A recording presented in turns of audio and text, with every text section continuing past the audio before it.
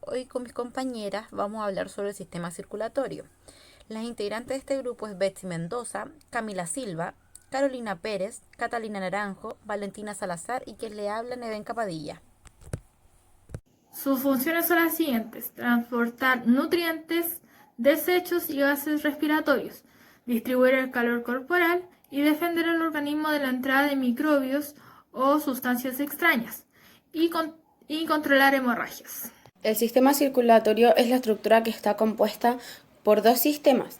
El sistema cardiovascular, que es el corazón, los vasos sanguíneos, que son las arterias, las venas y los capilares, y la sangre. El sistema linfático, vasos linfáticos, ganglios, órganos linfáticos, que es el vaso y el timo, y la médula ósea. Sistema cardiovascular. El sistema cardiovascular está compuesto por el corazón y los vasos sanguíneos. Esta es una red de venas, arterias y capilares que suministran oxígeno desde los pulmones a los tejidos de todo el cuerpo a través de la sangre gracias al bombeo del corazón. Otra de las funciones del sistema cardiovascular es que también transporta el dióxido de carbono, que es un producto de desecho, desde todo el cuerpo al corazón y los pulmones para así finalmente eliminar el dióxido de carbono a través de la respiración.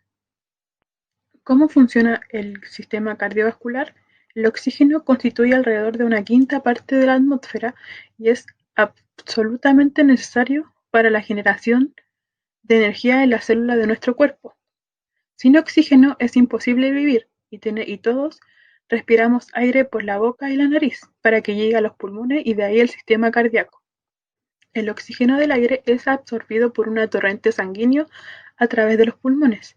Cuando éste llega a los pulmones comienza la función del aparato cardiovascular, ya que es ahí donde la sangre no oxigenada se oxigena y regresa al corazón.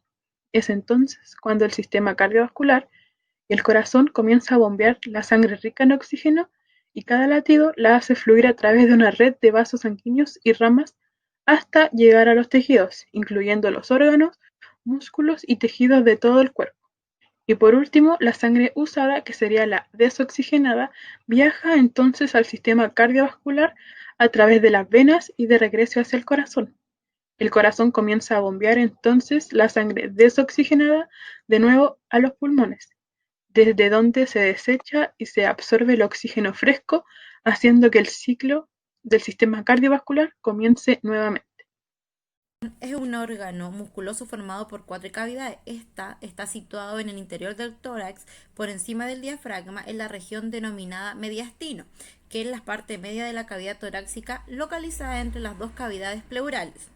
El lado derecho del corazón bombea sangre carente de oxígeno, procedente de los tejidos pulmonares donde se oxigena, y el lado izquierdo recibe la sangre oxigenada y la impulsa a través de la arteria al resto del organismo. Tenemos la vena cava superior, tenemos la vena cava inferior, tenemos la aorta, también tenemos la vena cava pulmonar. Vasos sanguíneos. Los vasos sanguíneos forman una red de conductos que transportan la sangre desde el corazón a los tejidos y desde los tejidos al corazón, las cuales son las arterias, que son vasos que distribuyen la sangre del corazón hacia los tejidos. Luego le siguen las venas, que retornan la sangre al corazón. Luego los capilares, que distribuyen entre las células. Arterias. En las arterias se puede determinar el pulso, que se define como la propagación del latido cardíaco a través de las arterias, en virtud a la elasticidad que éstas poseen, y también se puede obtener por medio de la palpitación. Pulso temporal. Se palpa sobre el área de la sien, en la zona temporal, delante del pabellón auricular. Sigue un trayecto a veces visible que va desde la ceja hacia el cuero cabelludo, al área de la patilla, y se palpa aquí. Pulso carótideo. Se palpa sobre la parte anterior del músculo esternocleidomastoideo, a la altura de la tráquea, o sea, aquí. Pulso axilar y pulso braquial. El pulso axilar, se palpa profundo en la fosa de la axila, por detrás del borde anterior del músculo pectoral mayor. Se debe encontrar aquí, justo aquí, y podemos sentir unos leves golpes que sería haciendo el pulso. Y el pulso braquial se palpa sobre la cara anterior del pliegue del codo hacia medial. Y el la braquial se encuentra en esta parte de aquí, justo en el pliegue del codo. Hundimos nuestros dos dedos, el dedo índice y el dedo del medio, lo hundimos. Y ahí podemos sentir el pulso. Le demostraré dos formas de tomar el pulso. El pulso radial, debemos de explorar la arteria radial, la rama arterial braquial como la arteria cubital. Se palpa en la cara interna de la muñeca, es donde solemos tomar el pulso, que sería en esta parte de aquí. Y el pulso cubital, debemos de explorar la arteria cubital, la rama de la arteria braquial como la arteria radial. Se palpa en la cara externa de la muñeca, es donde solemos tomar este pulso. Ya, pulso. Pulso femoral se explora desde la ingle a la altura de la parte inferior del ligamento inguinal en la zona del triángulo de Scarpa. Pulso proplicteo. Se explora en la zona del hueco proplicteo en su parte medial y normalmente con la rodilla flexionada a 30 grados o en decúbito prono. Pulso tibial posterior. Explora la arteria tibial posterior. Se palpa en el tobillo a nivel de la zona posterior del maléolo externo, canal retromaleolar interno. El pulso pedio. Explora la arteria pedia. Se palpa a nivel de la cara dorsal del pie entre los tendones extensores de primer y segundo dedo. También frecuentemente puede palparse entre el segundo y el tercero. Las venas. Las venas tienen una aplicación práctica para la enfermería. Desde ellas se pueden tomar muestras sanguíneas o se pueden instalar vías venosas para la administración de fármacos. Destacan las siguientes venas en estos procedimientos. Cefálica, discurre por la cara anterior del bíceps braquial. Basílica, discurre por la cara medial del brazo. Mediana, anastomosis de la venosa mediana cefálica y basílica, sitio de punción venoso. Radial, discurre por el borde lateral del brazo, sitio frecuente de venoclisis, administración de líquido gota a gota. Y cubital, discurre por el borde medial del brazo. Punción venosa y dónde hacerla. La zona ideal es la parte interior del brazo frente y debajo del codo, donde se localiza un gran número de venas relativamente próximas a la superficie de la piel.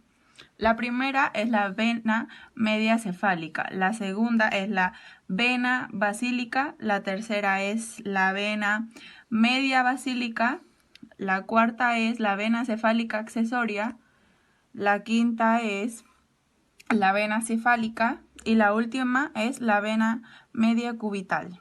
Sangre. Los componentes de la sangre son los glóbulos rojos, también llamados eritrocitos. Son las células más numerosas de la sangre. Se encargan de transportar el oxígeno desde los pulmones hasta el resto de los otros tejidos. La proteína que se encuentra en el interior y que une el oxígeno se llama hemoglobina, y la hemoglobina es roja y da ese color a la sangre. Glóbulos rojos. La sangre lleva varias sustancias que deben de ser transportadas de una parte del cuerpo hacia otra. Los glóbulos rojos son un componente importante de la sangre, ya que su función es transportar oxígeno a los tejidos corporales e intercambiarlos por dióxido de carbono, el cual, al ser transportado y eliminado por los pulmones, los glóbulos rojos se forman en la médula ósea y se ocupan para poder defender el organismo contra el ataque de bacterias, virus, parásitos y hongos. Las plaquetas o también conocidos como trombocitos son células sanguíneas. Estas se forman en la médula ósea y un tejido similar a una esponja en los huesos. Las plaquetas juegan un papel importante en la coagulación de la sangre, ya que normalmente cuando uno de los vasos sanguíneos se rompe, ésta comienza a sangrar, por lo que las plaquetas se comienzan a coagular, que se puede definir como que se empiezan a agrupar, para así tapar la lesión en el vaso sanguíneo y detener el sangrado. Y por último, el plasma, es un líquido transparente y ligeramente amarillento, que representa el 50% del volumen total de la sangre. En el plasma se encuentran suspendidas las células sanguíneas, que vendrían siendo los glóbulos rojos, los glóbulos blancos y las plaquetas. Y este está formado por agua, que tiene como un 90% de agua y sales minerales y una gran cantidad de proteínas que velan por un buen funcionamiento de nuestro organismo.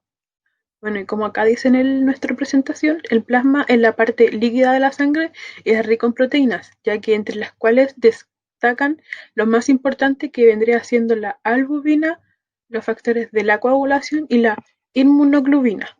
Ponemos en práctica dónde y cómo tomar el pulso. Partiremos con el pulso temporal, que se toma sobre el hueso temporal en la región externa de la frente en un trayecto que va desde la ceja hasta el cuero cabelludo. Luego bajamos, encontraremos el pulso carotidio, que se palpa ejerciendo una suave presión digital en la hendidura situada entre la faringe y el músculo esternocleidomastoideo. Luego vamos a bajar y vamos a encontrar el pulso braquial. Se palpa en la cara interna del músculo bíceps o en la zona medial del espacio antecubital. Luego bajamos y encontramos el pulso radial, que se palpa a nivel del espacio entre el tendón del palmar mayor y el radio. Luego bajamos por la pierna y encontraremos el femoral.